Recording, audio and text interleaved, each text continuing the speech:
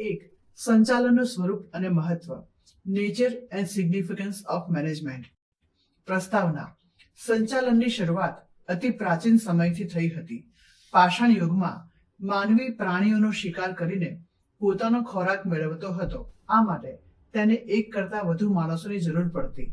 આ કાર્ય માટે તે સમયમાં આયોજન, માર્ગદર્શન, સંકલન કે દેખરેખ રાખી કાર્ય પૂરું કરવાની પ્રક્રિયાની શરૂઆત થઈ. આ પ્રક્રિયા એટલે સંચાલન. માનવીએ જ્યારથી પોતાની મર્યાદાઓ જાણી અને મર્યાદાઓનો ખ્યાલ રાખીને પોતાનું ધ્યેય સિદ્ધ કરવા અન્ય વ્યક્તિઓ સાથે સહકારથી કામ કરવાનું શરૂ કર્યું, ત્યારથી જ સંચાલન આવશ્યક બન્યું. માનવી પોતાના મર્યાદિત સાધનોમાંથી વધુને વધુ સંતોષ મેળવવાનો પ્રયત્ન કરે છે. તે માટે તે અન્ય વ્યક્તિઓનો સહકાર મેળવે છે. આ રીતે એક કરતાં વધુ વ્યક્તિઓ ભેગા થાય અને કાર્ય વ્યવસ્થિત રીતે કરવું હોય તો તેનું આયોજન કરવું પડે. સત્તા અને ફરજોની વહેંચણી કરવી પડે. જરૂર પડે ત્યાં તેમને દોરવણી આપનાર કોઈ વ્યક્તિ જોઈએ અને બધા જ વ્યક્તિઓ નક્કી કર્યા મુજબ કામ કરે છે કે નહીં તે જોવા અંકુશ જરૂરી બને છે. આ કાર્યો એટલે જ સંચાલન. ધંધાકીય એકમના સ્વરૂપો જેવા કે વૈયક્તિક માલિકી અને ભાગીદારી પેઢીમાં માલિકો જાતે જ ધંધાનું કામકાજ કરતા હતા. જેમ જેમ ધંધાકીય પ્રવૃત્તિઓનું કદ વધવા લાગ્યું તેમ તેના સ્વરૂપમાં ફેરફાર થતો ગયો અને અંતે કંપની સ્વરૂપનો વિકાસ થયો. કંપની સ્વરૂપમાં મોટા પ્રમાણમાં મૂડી સરળતાથી મેળવી શકાય છે. નિષ્ણાતોનો લાભ તેમજ મોટા કદના વિવિધ લાભ પણ મેળવી શકાય છે.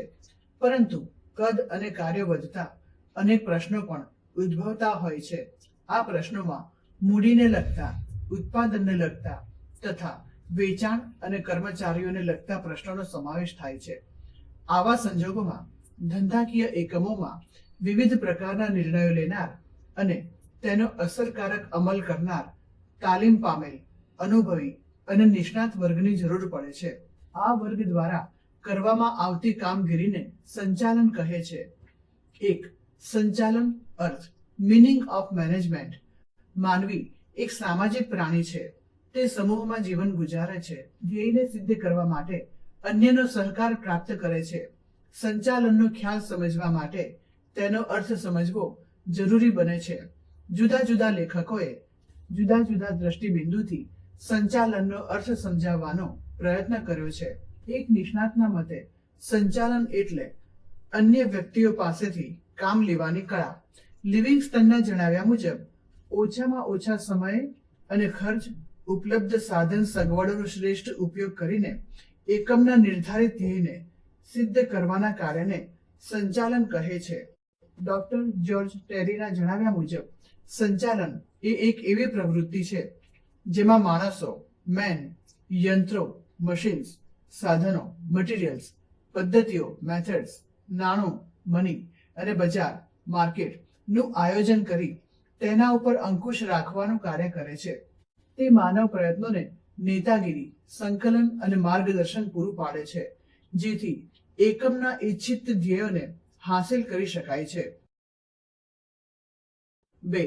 સંચાલનનું સ્વરૂપ. Nature of management.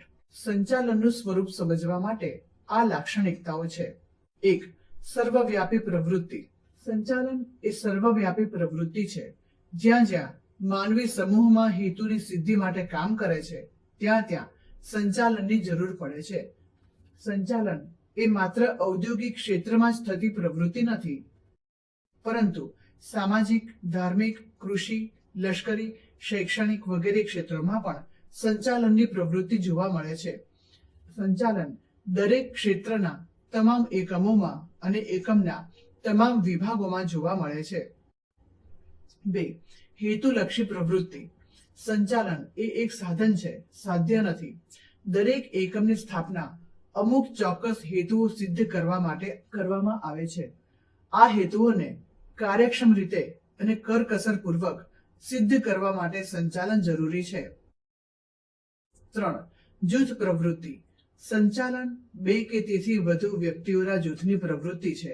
જ્યાં બે કે તેથી વધુ વ્યક્તિઓ અગાઉથી નક્કી કરેલા ધ્યેયને સિદ્ધ કરવા માટે પ્રવૃત્તિ કરતા હોય ત્યાં સંચાલન જરૂરી છે. 4. સતત ચાલતી પ્રવૃત્તિ. સંચાલન એ સતત ચાલતી પ્રવૃત્તિ છે. એકવાર શરૂ કર્યા પછી તેને અટકાવી શકાતી નથી. સંચાલન ધ્યેયલક્ષી હોય છે, પરંતુ ધ્યેય સિદ્ધ થતા તેની પ્રક્રિયા બંધ થતી નથી. નવા ધ્યેય અને નવા લક્ષ્યાંકો સંચાલન દ્વારા જ પ્રસ્થાપિત થાય છે. આમ સંચાલનમાં ધ્યેય નિર્ધારણ, ધ્યેય સિદ્ધિ અને પુનઃ ધ્યેય નિર્ધારણનું ચક્ર સતત ચાલતું હોય છે. 5. માનવીય પ્રવૃત્તિ. સંચાલન એ સર્વવ્યાપી હોવા છતાં તે માનવ જાતને લગતી પ્રવૃત્તિઓ પૂરતું મર્યાદિત છે. સંચાલનમાં માનવ તત્વનું સ્થાન મહત્વનું છે. માનવી વિના ઉત્પાદનના અન્ય સાધનો નિરર્થક નીવડે છે. સંચાલન માનવી માટે થાય છે, માનવી દ્વારા થાય છે. સંચાલનમાં માનવી કેન્દ્ર સ્થાને છે, તેથી તે માણસ માટે માણસ દ્વારા થતી માનવીય પ્રવૃત્તિ છે. 6. નિર્ણય પ્રક્રિયા. નિર્ણય પ્રક્રિયા એ સંચાલનનું કાર્ય છે. સંચાલન કરતા સંચાલકે સતત નિર્ણયો લેવા પડે છે. નિર્ણય લીધા વગર કોઈ પણ કાર્ય થઈ શકતું નથી. નિર્ણય લીધા પછી સંચાલકો દ્વારા તેનો અમલ થાય તે અંગેની કાર્યવાહી કરવી પડે છે. આમ નિર્ણય પ્રક્રિયા એ સંચાલનનું કાર્ય છે. 7. વિજ્ઞાન, કળા અને વ્યવસાય. વિજ્ઞાનની જેમ સંચાલનમાં પણ ચોક્કસ નિયમો કે સિદ્ધાંતો હોય છે. તેથી કેટલાક લેખકો સંચાલનને વિજ્ઞાન તરીકે ઓળખાવે છે. સંચાલનમાં માનવ પરિબળ અગત્યનું હોવાથી તેમની પાસેથી કામ લેવા માટે અંગત આવડત, બુદ્ધિ, ચતુરાઈ, આંતરસૂઝ વગેરેની જરૂર પડે છે, જેને કામ લેવાની કળા તરીકે ઓળખી શકાય. આધુનિક ધંધાકીય એકમનું સંચાલન તાલીમ પામેલા નિષ્ણાત સંચાલક વર્ગને સોંપાઈ રહ્યું છે. આધુનિક સમયમાં વકીલ, ડોક્ટર, ચાર્ટર્ડ એકાઉન્ટન્ટની જેમ સંચાલકોએ પણ વ્યવસાય સ્વરૂપ ધારણ કર્યું છે. આ બાબતથી સ્પષ્ટ થાય છે કે સંચાલન એ વ્યવસાય છે. 3. સંચાલનનું મહત્વ. Importance of management. આધુનિક યુગમાં સંચાલન ખૂબ જ મહત્વ ધરાવે છે. કોઈ પણ ક્ષેત્રની પ્રવૃત્તિઓની સફળતા કે નિષ્ફળતાનો આધાર તેના સંચાલન પર રહેલો છે. સાધનો ગમે તેટલા આધુનિક અને પૂરતા પ્રમાણમાં હોય, પરંતુ જો સંચાલન ક્ષતિપૂર્ણ હોય તો તે સાધનોનો યોગ્ય ઉપયોગ થઈ શકતો નથી.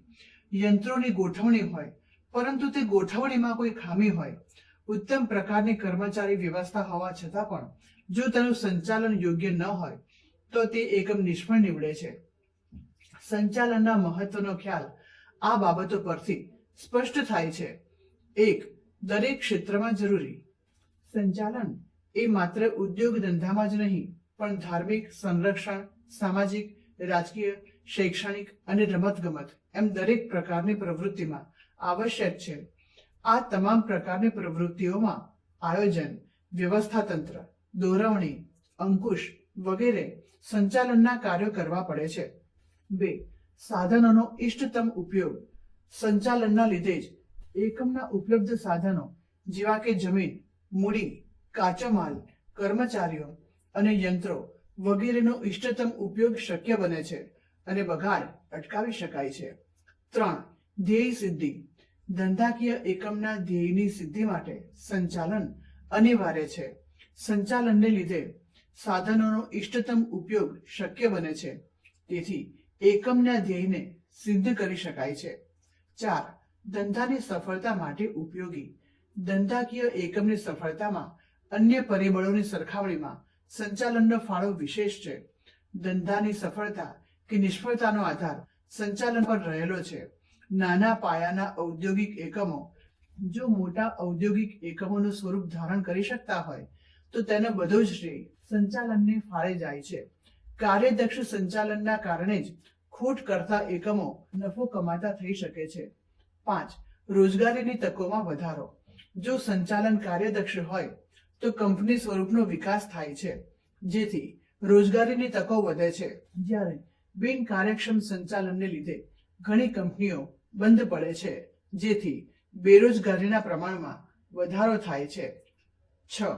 નફામાં વૃદ્ધિ. ધંધાકીય એકમ સામાન્ય રીતે નફાના હેતુથી કાર્ય કરે છે. કાર્યક્ષમ અને કુશળ સંચાલકો પોતાની આગવી સૂઝ અને આવડત દ્વારા ઉપલબ્ધ સાધનોનો કરકસરપૂર્વક મહત્તમ ઉપયોગ કરીને મહત્તમ નફો મેળવી શકે છે. આથી યોગ્ય રીતે જ કહેવામાં આવ્યું છે કે નફો જ ધંધાની કાર્યક્ષમતા અને સફળતાનો માપદંડ છે. 7. સામાજિક લાભ. દરેક એકમ સમાજમાં રહીને સમાજ માટે પોતાની કામગીરી કરે છે. સમાજના સાધનોનો ઉપયોગ કરી સમાજમાં વસતા લોકોના લાભાર્થે પોતાની કામગીરી કરે છે. ધંધાની સફળતા સમાજની સમૃદ્ધિ અને સુખાકારીમાં વધારો કરે છે. ધંધાકીય એકમો અનેકવિધ વસ્તુઓ અને સેવાઓનું ઓછી પડતરે ઉત્પાદન કરે છે. સમાજને વ્યાજબી કિંમતે વસ્તુઓ પૂરી પાડે છે. પરિણામે સમગ્ર સમાજનું કલ્યાણ થાય છે. 8. રાષ્ટ્રીય હેતુ. અર્થતંત્રના આર્થિક, સામાજિક અને રાષ્ટ્રીય વિકાસ માટે વણ વપરાયેલ માનવ સંપત્તિ અને વણ વપરાયેલ ઉત્પાદનના સાધનોના મહત્તમ ઉપયોગ માટે કાર્યક્ષમ સંચાલન આવશ્યક છે. 4. સંચાલન વિજ્ઞાન, કળા અને વ્યવસાય. Management as a science, N art and a profession. સંચાલન એક વિજ્ઞાન છે. Management is a science. વિજ્ઞાન એટલે વ્યવસ્થિત અને વિશિષ્ટ પ્રકારનું જ્ઞાન જેમાંથી નિયમો અને સિદ્ધાંતો તારવી શકાતા હોય અને કાર્યકારણનો સંબંધ સ્થાપી શકાતો હોય તો તે વિજ્ઞાન છે. સંચાલનમાં વિજ્ઞાનના લક્ષણ જોવા મળે છે, જેવા કે વ્યવસ્થિત જ્ઞાન, સર્વવ્યાપકતા, કારણ અને અસરોનો સંબંધ, હકીકતો, વિશ્લેષણ અને પ્રયોગોનો આધાર, નિયમોની ચકાસણી વગેરે. સંચાલનને વિજ્ઞાનની જેમ જ પોતાના આગવા સિદ્ધાંતો છે. આ સિદ્ધાંતો દ્વારા માનવ, યંત્રો, મૂડી, પદ્ધતિઓ વગેરેનો યોગ્ય ઉપયોગ કરવામાં આવે છે. આમ સંચાલન એક વિજ્ઞાન છે. ડોક્ટર જ્યોર્જ ટેરી જણાવે છે કે વિજ્ઞાન વ્યક્તિને જાણવાનું શીખવે છે. સાયન્સ ટીચીસ વન ટુ નો. સંચાલન એક કળા છે. Management is an art. કળા એટલે કાર્ય કરવામાં વ્યક્તિનું નૈપુણ્ય કે કૌશલ્ય, પરંતુ આ કૌશલ્યનો ઉપયોગ કરવા માટે જે તે કાર્યનું સૈદ્ધાંતિક જ્ઞાન પણ વ્યક્તિ પાસે હોવું જરૂરી છે. સંચાલન અંગેના નિયમો અને સિદ્ધાંતોનો વ્યવહારમાં ઉપયોગ કરતી વેળાએ વ્યક્તિગત કુનેહ, સૂઝ અને ચાતુર્ય મહત્વનો ભાગ ભજવે છે. માત્ર સિદ્ધાંતોનું પુસ્તકીય જ્ઞાન પર્યાપ્ત નથી. આ જ્ઞાનનો ઉપયોગ કરવા માટે ટેકનિકલ કળાની પણ તેટલી જ જરૂર હોવાથી સંચાલકે પોતાની વ્યક્તિગત કુનેહ અને આવડત મુજબ જરૂરી ફેરફારો કરવા પડે છે. ડોક્ટર જ્યોર્જ ટેરી જણાવે છે કે કળા વ્યક્તિને કામ કરવાનું શીખવે છે. Art teaches one to do. સંચાલન એ માત્ર વિજ્ઞાન પણ નથી કે માત્ર કળા પણ નથી. સંચાલન એ વિજ્ઞાન અને કળા બંનેનો સુભગ સમન્વય છે. તેથી જ કહી શકાય કે સંચાલન એ નથી ભૌતિકશાસ્ત્ર જેવું શુદ્ધ વિજ્ઞાન કે નથી તો એ શિલ્પ જેવી શુદ્ધ કળા. સંચાલન એક વ્યવસાય છે. Management is a profession. કોઈ પણ ક્ષેત્રનું વિશિષ્ટ જ્ઞાન પ્રાપ્ત કરીને તે જ્ઞાનનો લાભ સમગ્ર સમાજને આપવામાં આવે અને બદલામાં સમાજ પાસેથી ફી લેવામાં આવે તો તેવી પ્રવૃત્તિને વ્યવસાય કહે છે. ડોક્ટરો, વકીલો, ચાર્ટર્ડ એકાઉન્ટન્ટ, ઇજનેરો વગેરે વ્યવસાયિક વ્યક્તિઓ છે. ઉપરોક્ત વ્યક્તિઓનો વ્યવસાય એ એવી પ્રવૃત્તિ છે કે જેમાં સામાન્ય રીતે આ લાક્ષણિકતાઓ જોવા મળે છે. 1. વિશિષ્ટ પ્રકારના જ્ઞાનની જરૂર. વ્યવસાયના પ્રકાર પ્રમાણે તેમાં વિશિષ્ટ જ્ઞાનની જરૂર પડે છે. દાખલા તરીકે વકીલના વ્યવસાય માટે LLBની પદવી, ડોક્ટરના વ્યવસાય માટે MBBS, MD કે MS ની પદવી મેળવવી પડે છે. તેમ સંચાલનનું પણ જ્ઞાન મેળવવા માટે BBA, bachelor of business administration, MBA, master of business એડમિનિસ્ટ્રેશનની પદવી મેળવવી પડે છે. 2. જ્ઞાનમાં વૃદ્ધિ અને સંશોધન. દરેક વ્યવસાયની જેમ સંચાલનમાં પણ અનુભવ અને તાલીમ મેળવવાને લીધે જ્ઞાનમાં વૃદ્ધિ અને સંશોધન થાય છે. 3. વ્યવસાય મંડળો. વિવિધ વ્યવસાયમાં ક્ષેત્રોમાં જેમ મંડળો છે તેમ સંચાલન ક્ષેત્રમાં પણ મંડળો હોય છે જે સંચાલનનું શિક્ષણ અને તાલીમ આપવાનું કાર્ય કરે છે. ભારતમાં સંચાલનનું શિક્ષણ આપતી સંસ્થા IIM, Indian institute of management છે, જે રાષ્ટ્રીય અને આંતરરાષ્ટ્રીય કક્ષાએ કાર્યરત છે. આ સંસ્થા સંચાલનના વ્યવસાયનો વિકાસ કરવાનું કામ કરે છે. 4. આચાર સંહિતાનું પાલન. દરેક વ્યવસાયિક મંડળો પોતાના વ્યવસાયના સભ્યો માટે આચાર સંહિતા ઘડે છે. દરેક સભ્યોએ તેનું પાલન કરવાનું ફરજિયાત હોય છે. 5. નૈતિક જવાબદારી. વ્યવસાયમાં નૈતિક જવાબદારી મહત્વપૂર્ણ બાબત હોવાથી જે તે વ્યવસાયિક વ્યક્તિ પોતાના વ્યવસાય પ્રત્યે નિષ્ઠાવાન રહી નૈતિક જવાબદારી અદા કરે એ જરૂરી છે. દાખલા તરીકે ચાર્ટર્ડ એકાઉન્ટન્ટ તરીકેના વ્યવસાયમાં અસલની માહિતી જાહેર ન કરવી અને તેને વફાદાર રહેવું. આ લક્ષણો જોતા સંચાલન એ વ્યવસાય તરીકે વિકસી રહ્યું છે જેનો લાભ વ્યક્તિ, સમાજ અને સમગ્ર રાષ્ટ્રને મળે છે.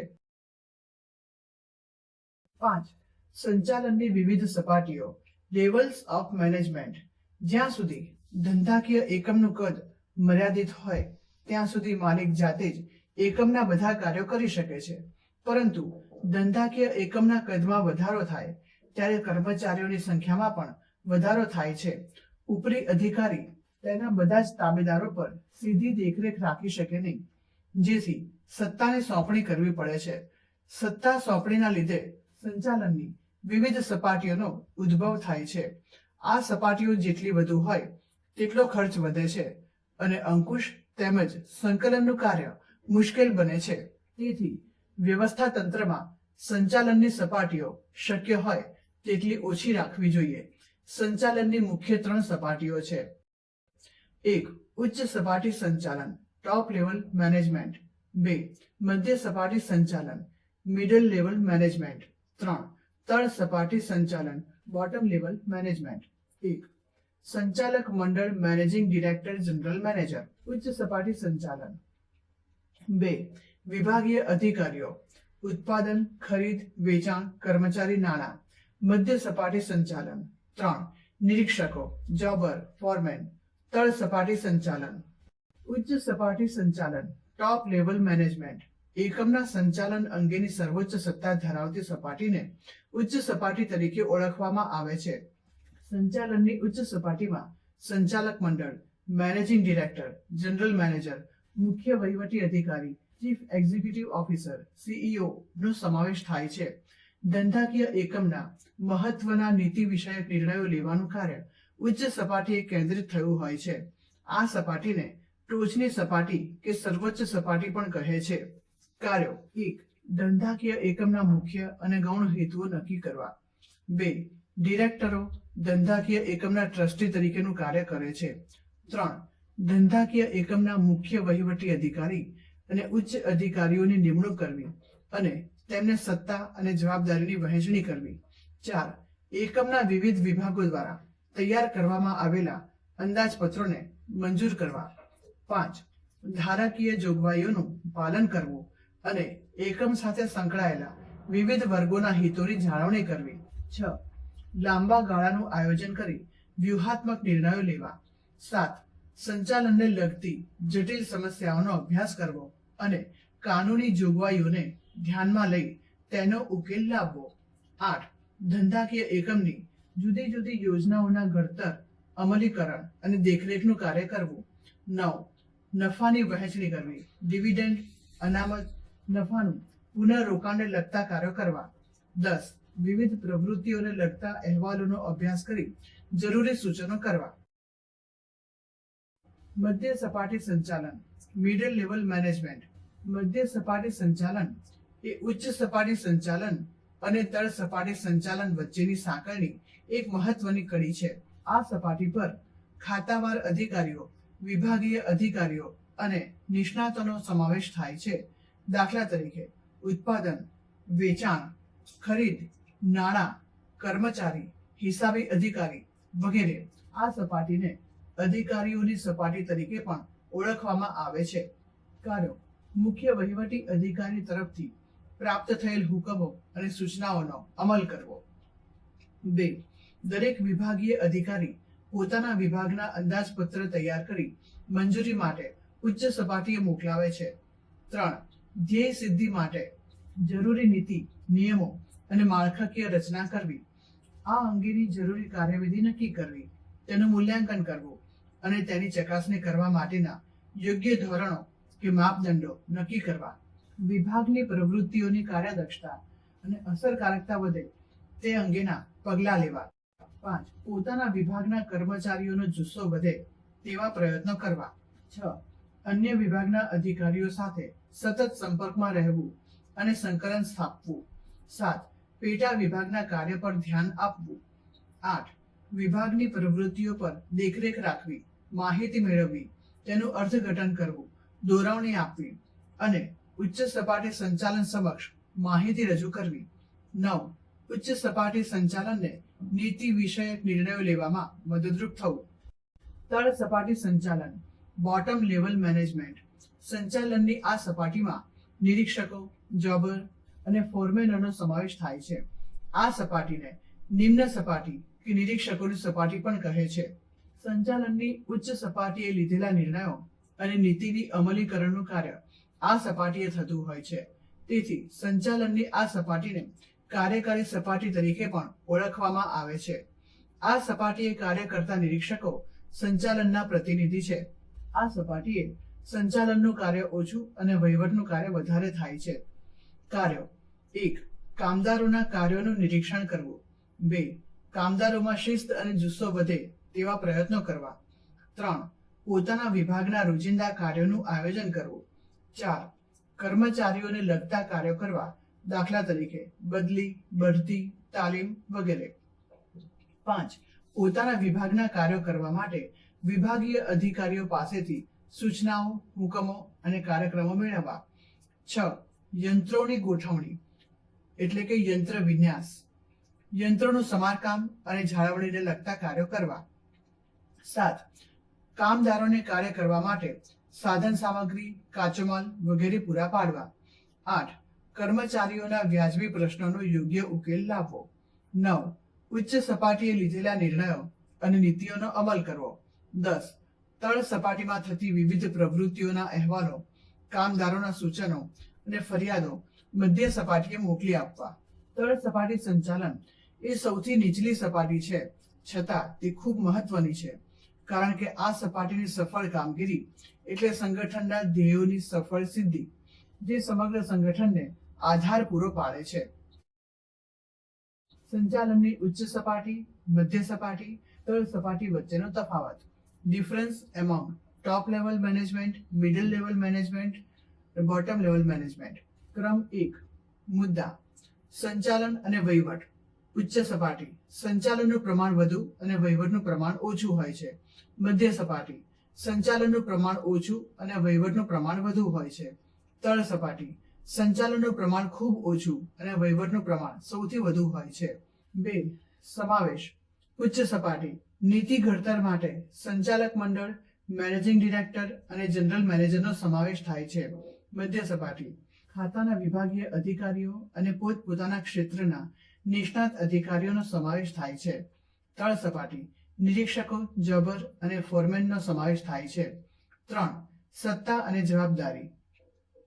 ઉચ્ચ સપાટી: સત્તા અને જવાબદારી બંનેનું પ્રમાણ વધુ હોય છે. મધ્ય સપાટી: સત્તા પ્રમાણમાં ઓછી અને જવાબદારી વિભાગ પૂરતી હોય છે.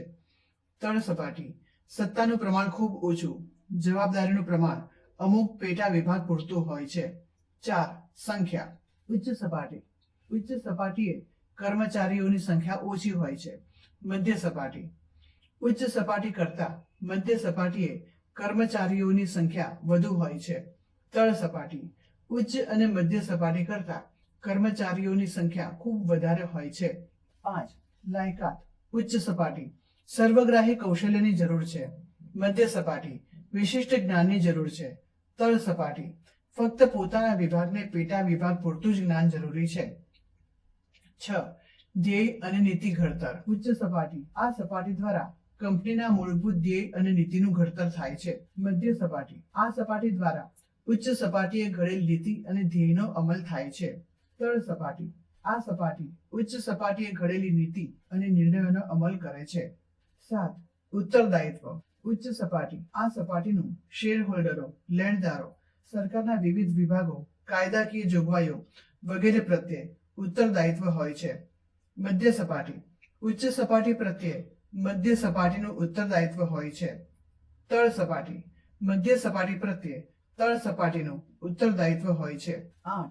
નિર્ણયો. ઉચ્ચ સપાટી. આ સપાટીના નિર્ણયો વધારે જોખમી અને પ્રમાણમાં વધારે દૂરોગામી હોય છે. મધ્ય સપાટી. આ સપાટીના નિર્ણયો પ્રમાણમાં ઓછા જોખમી અને ઓછા દૂરોગામી હોય છે. તળ સપાટી.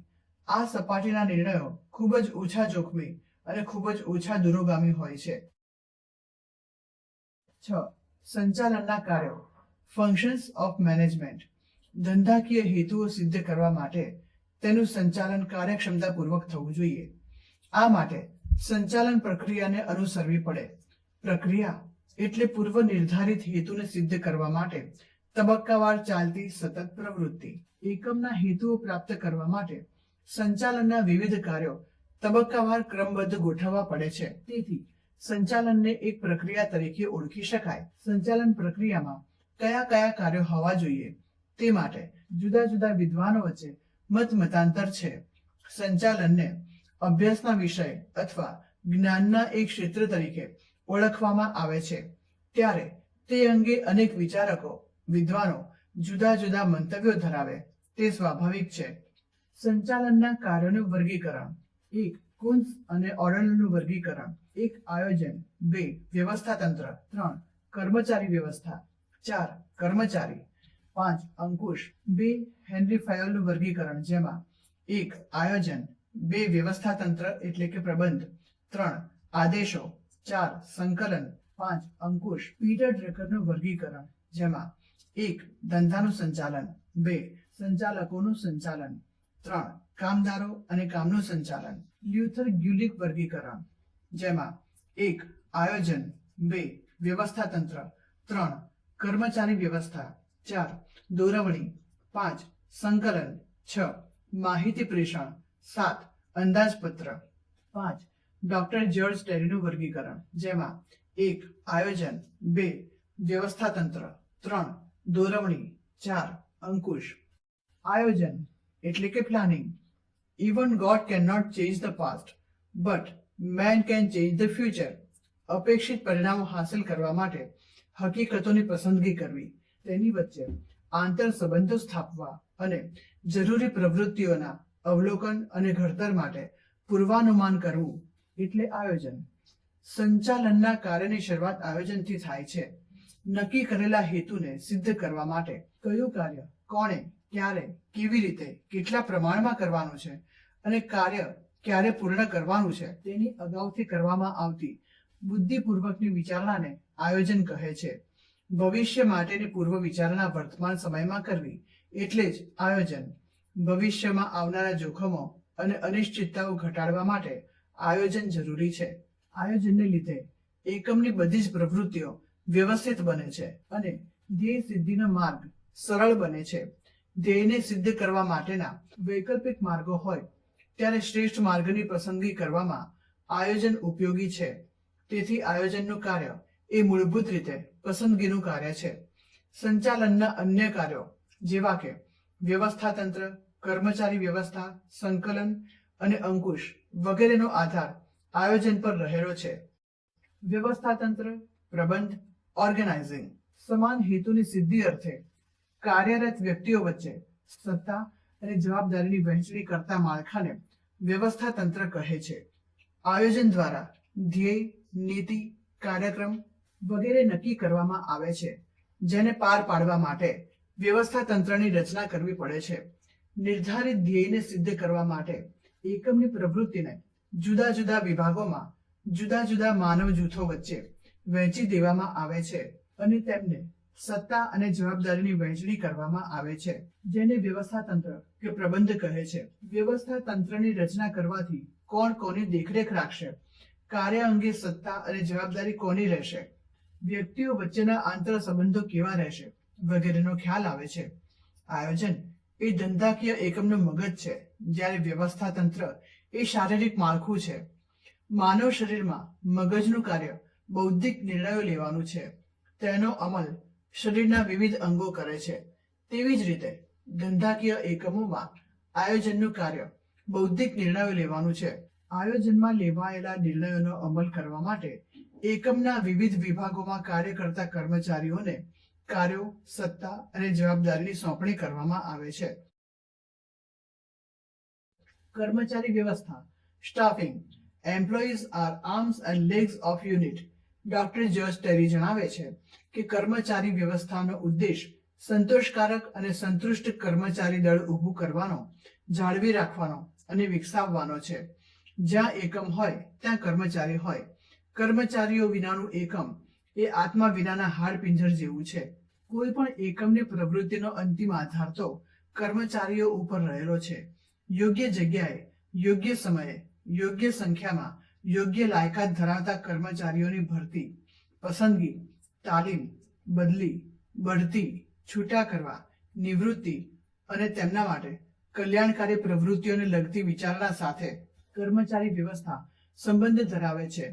કર્મચારીઓ સંતોષાયેલા હોય તો તેમનો ઉત્સાહ અને જુસ્સો વધે છે. તેથી એકમની ઉત્પાદકતા અને કાર્યક્ષમતા વધે છે. કર્મચારી વ્યવસ્થામાં ઔદ્યોગિક એકમમાં કામ કરતા કર્મચારીઓને લગતા પ્રશ્નોનો અભ્યાસ પણ કરવામાં આવે છે. કોઈ પણ ધંધાકીય એકમની સફળતાનો આધાર કર્મચારીઓ ઉપર રહેલો છે. વર્તમાન સમયમાં માનવ શક્તિ આયોજન, માનવ સાધન વિકાસ, કામગીરીનું મૂલ્યાંકન, કારકિર્દી આયોજન વગેરેનો સમાવેશ પણ કર્મચારી વ્યવસ્થામાં કરવામાં આવે છે. સંતુષ્ટ કર્મચારી એકમની મૂલ્યવાન મિલકત છે તેવું દરેક પ્રગતિશીલ સંચાલન દ્રઢપણે માને છે. દોરવણી ડિરેક્ટિંગ. કર્મચારીઓને ધ્યેય પૂર્તિ માટે માર્ગદર્શન આપવું અને તેમના પર દેખરેખ રાખવી એટલે દોરવણી. નિર્ધારિત ધ્યેયને પ્રાપ્ત કરવા માટે એકમમાં કામ કરી રહેલા કર્મચારીઓને માર્ગદર્શન આપવું અને તેમના પર અસરકારક દેખરેખ રાખવાનું કાર્ય ખૂબ જ અગત્યનું છે. ઔદ્યોગિક એકમોમાં હેતુ નક્કી કરી તેનું આયોજન કરવામાં આવે. આદર્શ વ્યવસ્થા તંત્રની રચના થાય. માલ સામાન અને યંત્રોની ખરીદી થાય. કર્મચારીઓની નિમણૂક કરવામાં આવે. પરંતુ જ્યાં સુધી અધિકારીઓ તેમના હાથ નીચે કામ કરતા કર્મચારીઓ કે કામદારોને કામ કેવી રીતે કરવું તેનું માર્ગદર્શન જો પૂરું ન પાડે તો બધા જ પ્રયત્નો નકામા નીવડે છે. દોરવણી વગર સંચાલનના અન્ય કાર્યો નિરર્થક છે. દોરવણીના કાર્યોમાં તાબેદારોને માર્ગદર્શન પૂરું પાડવું, દેખરેખ રાખવી, હુકમો કે સૂચનો પૂરા પાડવા, કામનું નિર્ધારણ કરવું, કામદારોને પ્રેરણા આપવી, નેતૃત્વ પૂરું પાડવું વગેરે કાર્યોનો સમાવેશ થાય છે. દોરવણી એ સંચાલનની દરેક સપાટીએ અને સતત ચાલતી પ્રક્રિયા છે. અંકુશ કંટ્રોલિંગ. પ્રયત્નો, પરિણામ તથા સાધનો અને ઉદ્દેશો વચ્ચે સંતુલન સાધવાનું કાર્ય એટલે અંકુશ.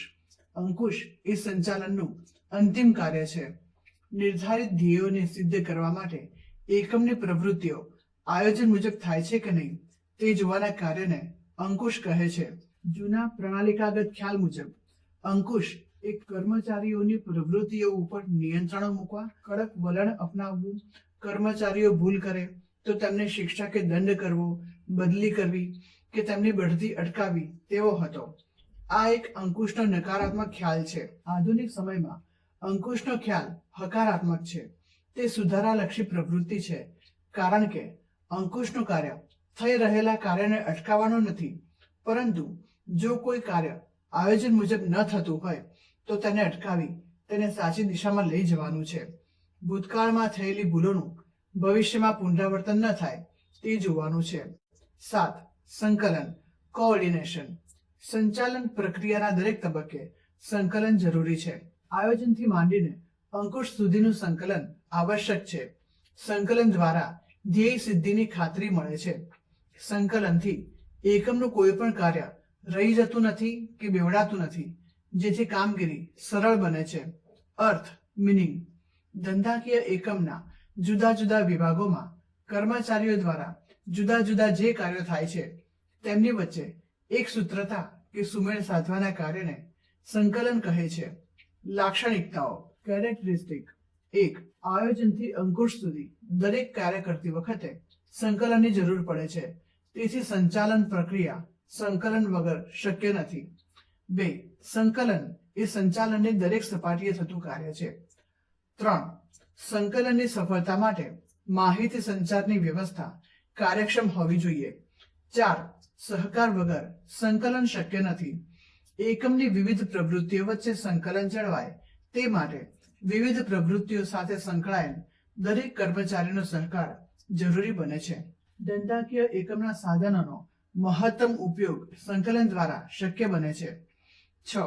સંચાલનના દરેક કાર્યોમાં સંકલન સમાયેલું છે, તેથી સંકલનને સંચાલનનો આત્મા કહે છે.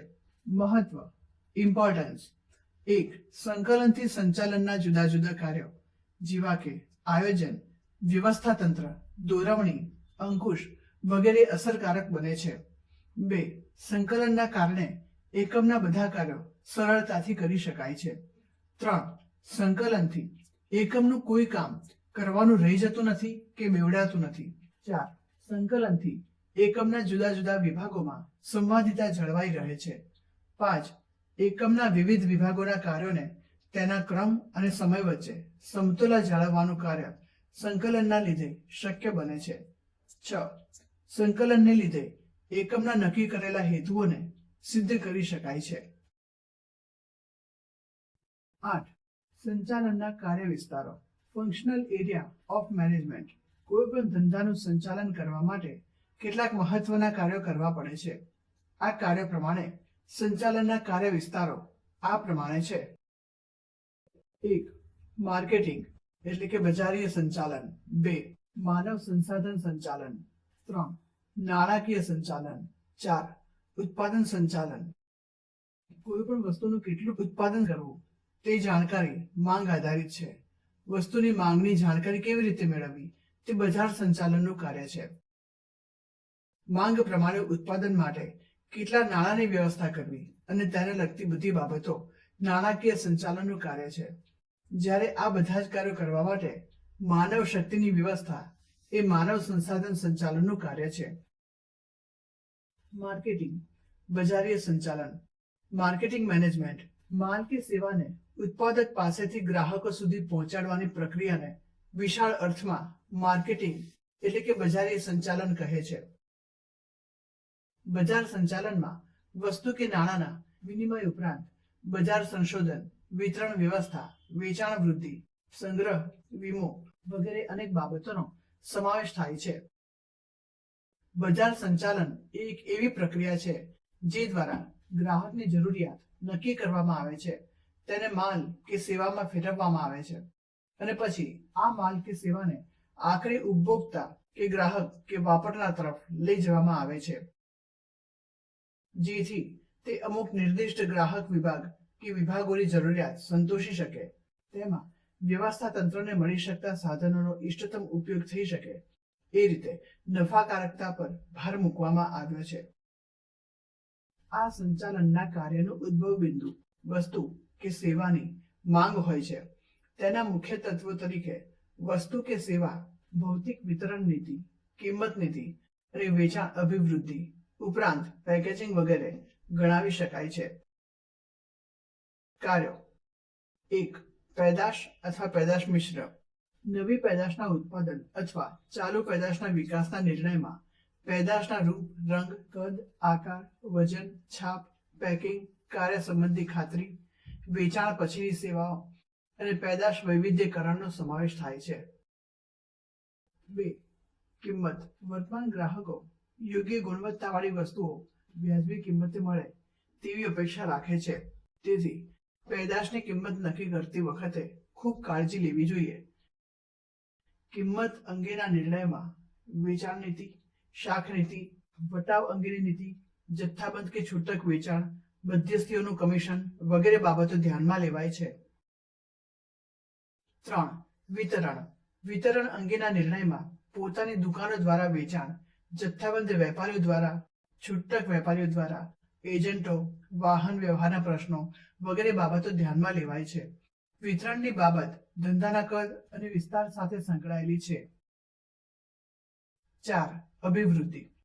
અભિવૃદ્ધિ એટલે વેચાણમાં નોંધપાત્ર વધારો કરવાના પ્રયત્નો, જેમાં માલની જાહેરાત કરવી, પ્રસિદ્ધિ કરવી, સેલ્સમેનો દ્વારા વ્યક્તિગત વેચાણ કરવું તથા વેચાણ વૃદ્ધિ માટે ગ્રાહકો અને વેપારીઓને આકર્ષવા વગેરે બાબતોનો સમાવેશ થાય છે. અભિવૃદ્ધિના નિર્ણયોના કારણે કેટલોક ખર્ચ થાય છે, પરંતુ તેની સામે વેચાણ વધવાથી એકમનો નફો વધે છે. માનવ સંસાધન સંચાલન હ્યુમન રિસોર્સ મેનેજમેન્ટ કોઈ પણ ધંધાકીય એકમમાં જમીન, મકાન, મશીનરી, ફર્નિચર તથા વાહનો જેવી મિલકતોનું જતન કરવામાં આવે છે. તે જ રીતે ધંધાકીય એકમમાં કામ કરતા કર્મચારીઓ પણ એકમની સજીવ મૂલ્યવાન મિલકતો છે, તેથી તેનું જતન કરવું જરૂરી છે. ધંધાકીય સાહસોની સફળતાનો આધાર તે ધંધામાં કામ કરી રહેલા કર્મચારીઓ પર રહેલો છે. કર્મચારીઓની જરૂરિયાતો સંતોષવામાં આવે, તેમને યોગ્ય વાતાવરણ પૂરું પાડવામાં આવે તથા યોગ્ય કાળજી લેવામાં આવે તો ધંધાકીય ઉદ્દેશો સરળતાથી અને સફળતાપૂર્વક સિદ્ધ કરી શકાશે. આ પ્રકારની માવજતના કારણે કર્મચારીઓનો જુસ્સો, વફાદારી, જૂથ ભાવના વગેરેનો વિકાસ થાય છે અને કાર્યક્ષમતામાં પણ વધારો કરી શકાય છે. અર્થ: માનવ સંસાધન સંચાલન એટલે ધંધાકીય એકમમાં કામ કરતા કર્મચારીઓનું કૌશલ્ય, જ્ઞાન, બુદ્ધિ, ગમો અણગમો, વ્યક્તિગત વિકાસ, જરૂરિયાત વગેરે જેવી તમામ બાબતોને ધ્યાનમાં લઈ તેને કંપનીના ઉદ્દેશો સાથે સાંકળી ધંધાને સફળતાના તથા નફાકારકતાના માર્ગે લઈ જવાની સમગ્ર પ્રક્રિયા. લાક્ષણિકતા 1. માનવ સંસાધન સંચાલનમાં કર્મચારીઓની ભરતી, તાલીમ, બઢતી, દોરવણી વગેરેનો સમાવેશ થાય છે. 2. માનવ સંસાધન સંચાલનમાં કર્મચારીઓના વ્યક્તિગત ધ્યેયને સાંકળી કંપનીના ધ્યેય સિદ્ધ કરવામાં આવે છે. 3. માનવ સંસાધન સંચાલનનું મૂળભૂત કાર્ય કર્મચારીઓને એક અમૂલ્ય મિલકત સમજી તેઓનું સંચાલન કરવામાં આવે છે. 4. કર્મચારીઓને યોગ્ય તાલીમ આપીને તેના વિકાસ માટે યોગ્ય કાર્યવાહી કરવામાં આવે છે. 5. કર્મચારીઓની કામગીરીઓનું મૂલ્યાંકન કરી તેમનું યોગ્ય સ્થાન નિશ્ચિત કરવાનું કામ માનવ સંસાધન સંચાલન કરે છે. યોગ્ય સંચાલનથી કર્મચારીઓનો ફેરબદલીનો દર ઘટાડી શકાય છે અને કુશળ કર્મચારીઓને કંપનીમાં ટકાવી રાખી શકાય છે. 7. માનવ સંસાધન સંચાલનમાં કર્મચારીઓને યોગ્ય વાતાવરણ પૂરું પાડવામાં આવે છે, તેથી તેમના જુસ્સામાં અને કાર્યક્ષમતામાં વધારો થાય છે, કંપનીના મૂલ્યો જળવાય છે અને કંપનીના ધ્યેય સિદ્ધ કરી શકાય છે. મહત્વ: 1. કર્મચારીઓની કાર્યક્ષમતામાં વધારો થાય છે. 2. એકમની નફાકારકતામાં વધારો થાય છે. 3. એકમની પ્રતિષ્ઠામાં વધારો થાય છે. 4. ઉત્પાદિત વસ્તુ કે સેવાની ગુણવત્તાના ઊંચા ધોરણો જળવાય છે. 5. માનવ સંસાધન સંચાલનથી કર્મચારીઓમાં જૂથ ભાવનાનો વિકાસ થાય છે. 6. ઉત્પાદનના સાધનોનો મહત્તમ ઉપયોગ થઈ શકે છે. 7. કર્મચારીઓની ફેરબદલી દરમાં ઘટાડો થાય છે. 8. કર્મચારીઓના સંતોષમાં વધારો થાય છે. 9. માનવ સંસાધન સંચાલનને કારણે કર્મચારીઓને પૂરતો કાર્ય સંતોષ મળે છે, જેથી ઔદ્યોગિક શાંતિનું વાતાવરણ ઊભું થાય છે. નાણાકીય સંચાલન ફાઇનાન્શિયલ મેનેજમેન્ટ ધંધાકીય એકમમાં નાણું એ જીવનદાતા રક્ત સમાન છે. નાણાં વગર કોઈ પણ પ્રવૃત્તિ શક્ય નથી. ધંધાની સ્થાપના, વિકાસ, વિસ્તરણ તથા આધુનિકરણ માટે નાણાંની જરૂર પડે છે. અર્થ: નાણાકીય સંચાલન એટલે નાણાં કાર્યનું સંચાલન. નાણાં કાર્ય એટલે નાણાં મેળવવાનું, નાણાંનો ઉપયોગ કરવાનું અને આવકની ફાળવણીનું કાર્ય. આ કાર્ય ધ્યેયપૂર્ણ અને કાર્યક્ષમ રીતે થવું જોઈએ. નાણાકીય સંચાલનમાં મુખ્યત્વે આ કાર્યોનો સમાવેશ થાય છે. 1. નાણાંની જરૂરિયાતો અંદાજવી. 2. સમયની દ્રષ્ટિએ નાણાંનું આયોજન કરવું. 3. અંદાજપત્ર બનાવવું. 4. આવકની ફાળવણી કરવી. 5. મૂડી માળખાનો વિચાર કરવો તેમજ નાણાં પ્રાપ્તિ સ્થાનો પસંદ કરવા. 6. નાણાં મેળવવા માટેની કાર્યવાહી કરવી. 7. મેળવેલા નાણાંનો યોગ્ય ઉપયોગ થાય તે જોવું અને અંકુશ વ્યવસ્થા ગોઠવવી. 8. નાણાકીય નીતિ નક્કી કરવી. 9. કરવેરાનું આયોજન કરવું. 10. અસ્કયામતોની વ્યવસ્થા કરવી. ઉત્પાદન સંચાલન પ્રોડક્શન મેનેજમેન્ટ કુદરતમાંથી પ્રાપ્ત થતા કાચા માલ સામાન ઉપર માનવ પ્રયાસો દ્વારા વપરાશ યોગ્ય વસ્તુઓ બનાવવી એટલે ઉત્પાદન. ઉત્પાદન સંચાલન ગ્રાહકોની જરૂરિયાતોને સંતોષવાની શક્તિ ધરાવતી વસ્તુઓ અને સેવાઓનું સર્જન કરે છે. અર્થ: ઉત્પાદન સંચાલન એ ઉત્પાદનનું આયોજન કરવાની, કાર્યક્રમ નક્કી કરવાની, સંકલન સાધવાની, દોરવણી આપવાની અને અંકુશ રાખવાની એક પ્રક્રિયા છે. ઉત્પાદન સંચાલનમાં મુખ્યત્વે આ કાર્યોનો સમાવેશ થાય છે: 1. ઉત્પાદન આયોજન કરવું. 2. ઉત્પાદન સંશોધન કરવું. 3. વસ્તુ વિકાસ તેમજ પેદાશ મિશ્રની પસંદગી કરવી. 4. ટેકનોલોજી તેમજ યંત્રોની પસંદગી કરવી. 5. ધંધાના સ્થાનની પસંદગી તેમજ વિન્યાસનો નિર્ણય કરવો. 6. માલ સામગ્રી તેમજ ઉત્પાદન માટે અન્ય જરૂરિયાતોનો અંદાજ મેળવવો. 7. ઉત્પાદન અંકુશ રાખવો. 8. ગુણવત્તા અંકુશ જાળવવો. 9. ખર્ચ અથવા પડતર અંકુશ તેમજ ઉત્પાદકતાની જાળવણી અને વૃદ્ધિ થાય તે પ્રકારના કાર્યો કરવા. 10. ઉત્પાદનમાં વૈવિધ્યકરણ અને સરળીકરણ દાખલ કરવું.